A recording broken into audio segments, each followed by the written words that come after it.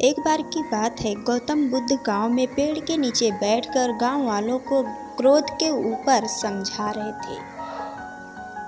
उसके ऊपर सत्संग दे रहे थे और समझा रहे थे कि किस प्रकार क्रोध एक इंसान को किस तरीके से पूरी तरह नष्ट कर देता है। जब किसी इंसान को क्रोध आता है तो वो किसी के बारे में नहीं सोचता है, मूर्ख बन जाता है और इस प्रकार की हरकतें करने लग जाता है, जिससे उसका विनाश निश्चित होता है।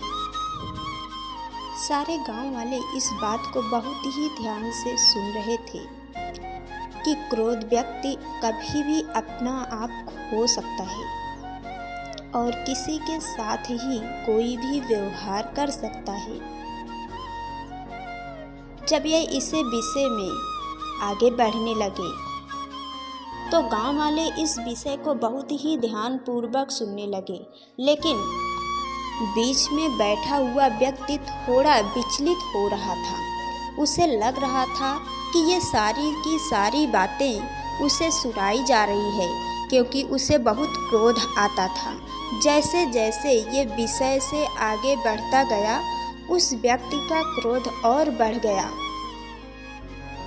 और अपने स्थान से खड़ा होकर गौतम बुद्ध के पास गया, उनके मुंह पर थूक दिया और कहने लगा, क्या फालतू की बातें कर रहे हो? क्या बकवास कर रहे हो? हमें तुम्हारी ये फालतू की बातें नहीं सुनना है, यहाँ से चले जाओ। जब गांव वालों ने देखा कि वह व्यक्ति गौतम बुद्ध के साथ किस प्रकार का व्यवहार कर रहा है, गांव वाले गुस्सा हो गए और उसे मारने के लिए दौड़ पड़े। लेकिन गौतम बुद्ध अभी भी शांत थे और उसी मनोभाव में थे जिस प्रकार पहले वो सत्संग दे रहे थे। बुद्ध ने उन व्यक्तियों को रोका और कहा कि नहीं, इस व्यक्ति को कुछ मत कहिए, इस व्यक्ति की कोई गलती नहीं है। इस व्यक्ति को क्रोध आ रहा है और क्रोध में ऐसा होना निश्चित है, इसमें इसकी कोई गलती नहीं है।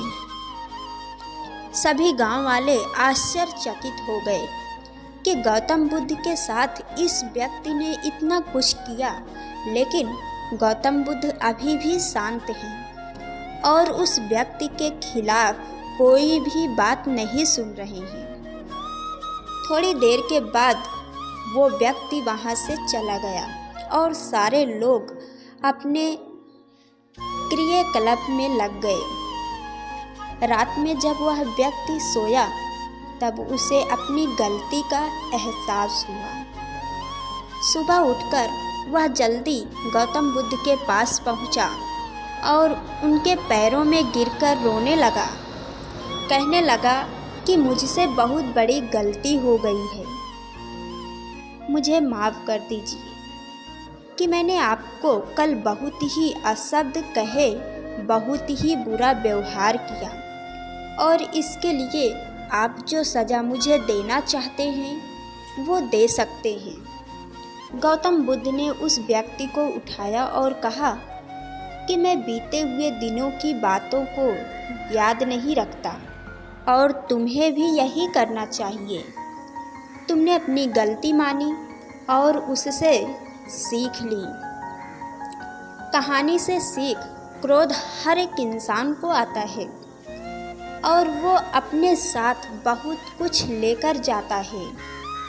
इसलिए अगर आपकी ज़िंदगी में भी कभी क्रोध आता है तो उस समय के गुजर जाने का इंतज़ार कीजिए, क्योंकि क्रोध थोड़े समय के लिए आता है, लेकिन मैं आपकी ज़िंदगी से बहुत कुछ लेकर चला जाता है।